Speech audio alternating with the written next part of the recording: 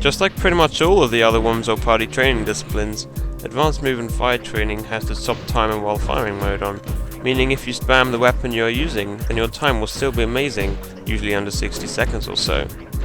This means that if you have terrible bazooka and grenade aim just like me, you can still achieve the top rank. I remember this function being used in the original Worms or Party, so I really don't know why Team 17 bothered to keep it in. In my opinion, they should just remove it, because it means you could spend days on the same discipline without really needing to replenish the timer, and that just takes all of the fun out of it. The only target you need to rope to get is the last target, and after that you can just land and finish the discipline. It's not one of those missions where it just keeps looping round and round. This recording here was the first attempt at this mission by me in around 10 years, yet I still managed to get first place, thanks to me being able to exploit the stop timer function. Advanced Cheeky Jumps is another relatively easy discipline if you know what you're doing, as if you don't, then you'll just end up falling off the terrain and hearing that awful failed mission soundbite.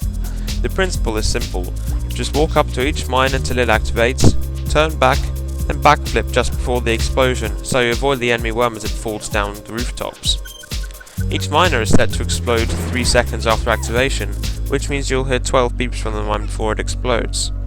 With this in mind, it's best to jump when the mine hits around 11 or so beeps.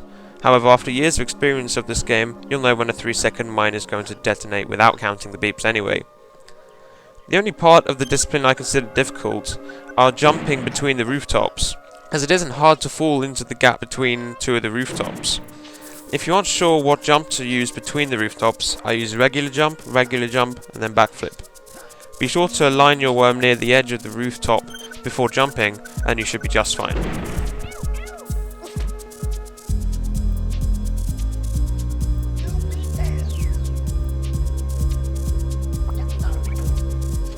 I remember as a child having great difficulty with advanced rope assault, as no matter how hard I tried, I would always hit the mines and get scared the absolute shit out of me, as the mines have instant fuse, meaning as soon as you go near them, then you're a goner. When using a shotgun to clear the wood terrain, it's best to create 2 holes which would be easy to jump through, and I'll show you why in a minute.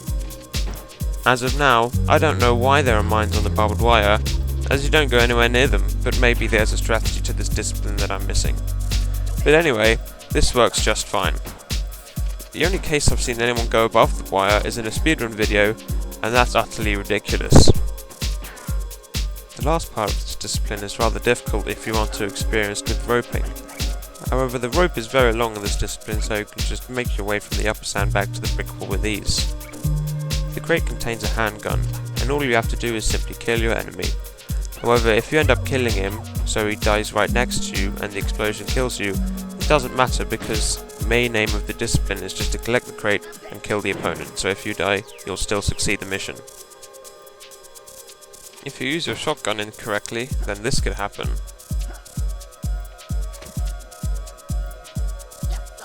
Or this.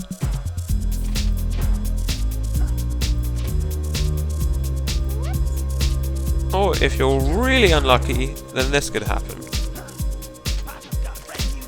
Oh, for God's sake! Advanced wind training is another easy discipline because the stop timer while firing functions on again for some reason.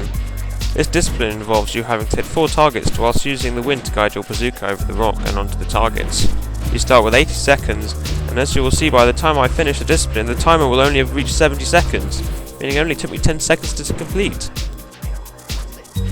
This was another first attempt, and I didn't know the discipline only included 4 targets, so you can see me firing random bazookas into the air hoping to hit something.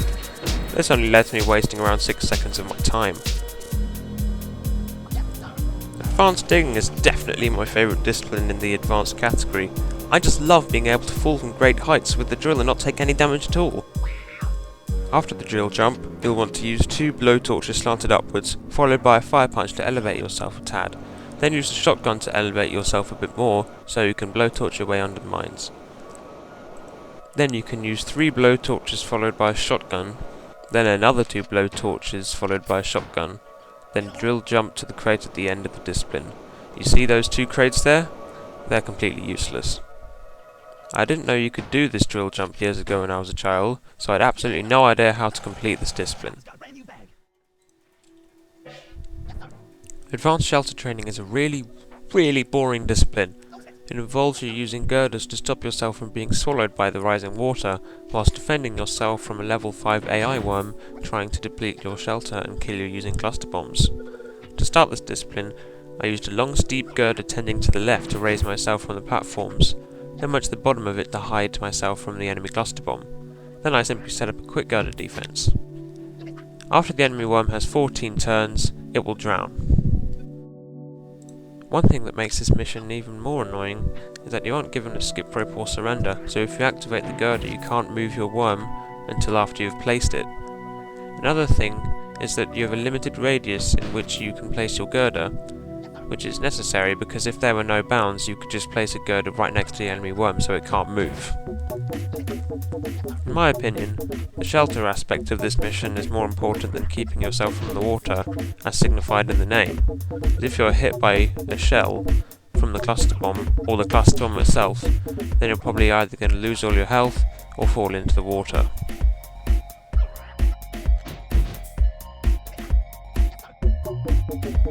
As you can see, after a while it becomes pretty much impossible for the enemy worm to actually attack you because you have so many girders in place.